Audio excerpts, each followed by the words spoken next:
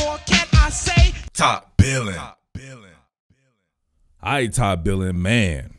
A quick post-game wrap here because I know you guys are going to want to vent because this was crazy. To me, Seattle imploded. It had this game in hand, and a couple of plays stick out to me that marred what I thought was a very good performance, a very physical performance. I talk about these AFC South teams like when I had the Colts victory, and I talked about manhandling a team like the Colts. One of those physical AFC South teams, these guys are always mirror images of each other. All these guys want to do is dominate the line of scrimmage and run the ball. The Colts are just like that, and the Titans are pretty much mirror images of those guys. And Seattle was, to me, manhandling them as well. Seattle was being extremely explosive through the air. I saw some of the concepts come to fruition. I love what I see with those rocket launchers from the inside with Chef Russell Wilson to your man Tyler Lockett. But you have to be able to handle yourself with some composure here, and Seattle's getting a little bit out of hand with that. But before I get in a little bit of that, I want to thank you guys from the bottom of my heart. Salute to everybody that was supporting quality content. I completely appreciate it. You guys went and did the damn thing. Shout outs to, man, I'm not sure the user who organized a crime ring or something like that, but they had a whole bunch of people supporting and sending it in. I appreciate everybody out there that did the support. If you haven't already, man, make sure you support quality content to keep the lights on. Like I said before, you never know what's going to happen. If you guys notice, some of the back content is going to be missing because I ended up getting a community strike warning from that online gambling site that I was promoting. It had to be vetted by YouTube or something like that, which is news to me, considering they had people doing this promotion for this particular betting site for the past few years. And that's how these guys contacted me, by showing me other people doing it on YouTube. So I don't know what to tell you, man. Shit always happens. So make sure you support quality content, all right?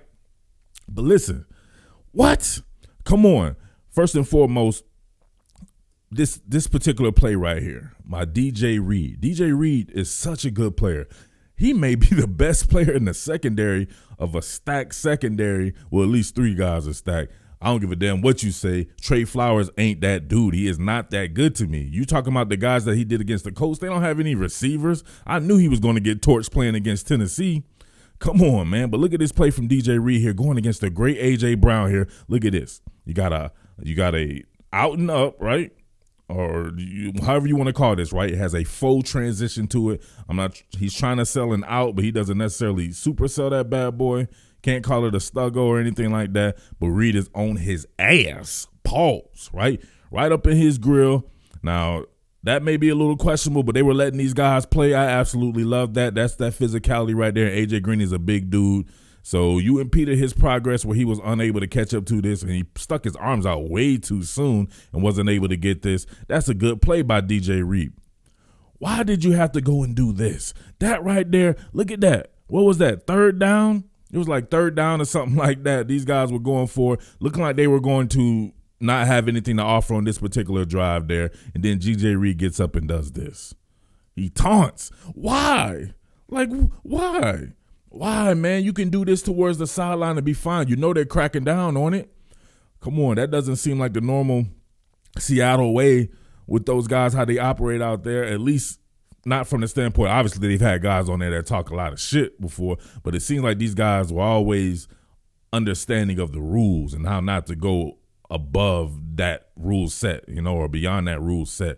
To me, this was just selfish play right here by your man DJ Reed, and that dude is a phenomenal player. Just like I said last year, DJ Reed is the truth, and that dude continues to impress me every time, play in and play out. That was a good play right there, but this was just dumb.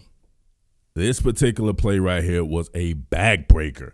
I told people ever since I covered this kid when he was at the University of Alabama, as when my career got started covering the University of Alabama at a myriad of websites, Derrick Henry has the best top-end speed I've probably ever seen in a football player. His 0 to 60 speed is terrible, but once he gets it going, people can rarely catch him from behind. He has some of the longest runs in NFL history, and people still question his speed because they don't understand the difference between 0 to 60 and top-end speed. His top-end speed is severe. Now, listen, I'm Jekyll and Hyde on this one. Not a big fan of this guy, Trey Flowers. Huge fan of Quandre Diggs here, and both are involved in this play. Now think about this. On a zone play like this one, right, they're always going to be attacking these organic cutback creases. He loves to attack the line of scrimmage and then bounce it to the outside so he can stick that foot in the ground and just outrun everybody. So if you're shooting Jamal Adams here, he's going to squeeze down. He wants to squeeze down on this because he understands how Derrick Henry runs. They played against each other in college a lot and everything. He understands that. These guys do a good job of bottling him up, but there's an outside register contained by Trey Flowers that is horrific, absolutely horrific. I'm not sure what he bites on. You have Ryan Tannehill here. He's not really necessarily running a bootleg, and if it is, it's going away from where he is. He shoots way too far upfield, and that's all she wrote right here. And then Quandre Diggs takes a poor angle, and he does catch up to Derrick Henry, but it's too little too late. He's not going to get Derrick Henry on the ground by himself. He's just a little bit too small. But check this out. Post the line of scrimmage there. Actually kind of let me see right here. So it's a counter, right? You can see the counter action right here. So he's going to approach the line of scrimmage and counter back this way. Great block right here by Julio Jones to push Jamal Adams even further into the play. Pushed him further into the play, but it's all good. Look who you have right here. That's a replace. He comes and replace, sets down right here, does a wall, and makes sure this guy doesn't get outside of him and doesn't get inside of him as well. You just stay parallel to the line of scrimmage. But he shoots it upfield. I'm not sure what the hell he was doing on this one. This was a grave mistake. Look at this. He's stuttering and chopping his feet and shit doing the MC Hammer. Look at him. Please, Hammer, don't hurt him. Please, Hammer, don't hurt him. And then he tries to get back into it. Yeah, good luck. You're not going to tackle that guy like that. We've seen this 50 million times. Now it's 1-on-1 with the great one. I've seen this man win that many battles. I don't care who it is. You have to stop your feet, and he can get it going like that. Look at him turn the corner. This kid can run, right? He's a grown-ass man now, but he can run. And Quandre Diggs has some speed on him. But look, bing, right there. That's all it took. He barely had it. You know, he's like 6'4", 290 and shit. He binked him, right? Bink! A little bit of a mini concussion there from Quandre Diggs. He's done, right? You know what I'm saying? He jackhammered himself off to the races. That was a poor execution on that play. Great call by the Tennessee Titans, man, a team that I think highly of as well, just like the Indianapolis Colts. If they could have won this 2-game stretch, man, I would be like, what? But it still was a great showing by them. They just have to learn how to finish, man. I end on a little bit of a positive note here. I'm not sure if I'm going to come back with a proper film study because I know how you guys are about doing Seahawks the entire season last year. When they lose, no viewership. So I might have to just move on and just cover my primary teams. But I like this particular play on here for a myriad of reasons there. You look at here, right? You're going to your empty set. You catch these guys in their deep third coverage. So you guys should know how to definitely circumvent that. You see it in practice every day, and you got everybody corner out right here. You got a couple of flat routes. You got Travis Homer out here, Gerald Everett running to the flat. You got DK here on the deep hook. Same thing with Tyler Lockett here, my man, Mr. Lockett launcher. And then you have Morris Swain, please. Morris Swain running a streak, and this clown right here, Christian Fulton, who completely stole from me. And, yo, if you're a lawyer out there, man, contact your boy, man. I want to take this dude to court for stealing, right? Straight up stole from your boy, man. I gave him a nickname when he was in college, and he didn't say that he saw it or anything like that, but now it's in his clothing store. So we're going to have to talk about that. But check this out right here. Your man gets preoccupied. I'm not sure what the cheese, if it's the hook or something like that, but this was a great play call by Shane Waldron to take these guys out the task. Look at that. That's too easy. More Swain, please. Bang. I look at him. He try to catch up and shit. Look at him.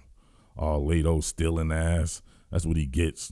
He played a good game against DK Metcalf, though. I will give him that. They were going at it. I might have to come back. They had some LOL in that too. But if you look right here, coming out, no play action or anything like that.